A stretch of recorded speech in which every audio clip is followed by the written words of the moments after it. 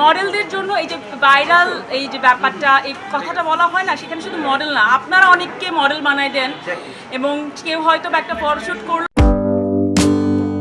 দেশের জনপ্রিয় মডেল, অভিনেত্রী, উপস্থাপিকা ও আইনজীবী পিয়া জান্নাতুল নতুন করে ফের আলোচনায় তিনি। সম্প্রতি সামাজিক যোগাযোগ মাধ্যম ফেসবুকে হিজাব পরিহিত একটি ছবি শেয়ার করে ব্যক্তিত্ব, বিশ্বাস ও ধর্মচর্চা নিয়ে নিজের স্পষ্ট অবস্থান তুলে ধরেন পিয়া।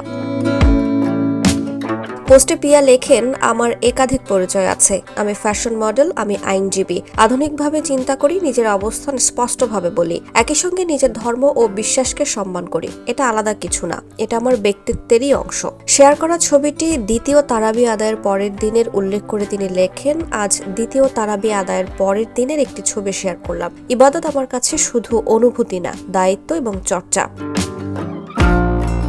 সব মানুষ, ধর্ম ও বিশ্বাসের প্রতি সম্মান বজায় রাখার কথা উল্লেখ করে এই অভিনেত্রী আরও বলেন, আমার বা যে কোনো মানুষের কোনো কাজ আপনার পছন্দ হতে পারে, নাও হতে পারে, সেটা স্বাভাবিক। ভালো লাগলে সম্মান করুন, না লাগলে এড়িয়ে যান, কিন্তু সম্মানটা যেন সব সময় থাকে, সব মানুষের জন্য, সব ধর্মের জন্য, সবার বিশ্বাসের জন্য। পোস্টের শেষে সবাইকে তিনি রমজানের শুভেচ্ছা জানান।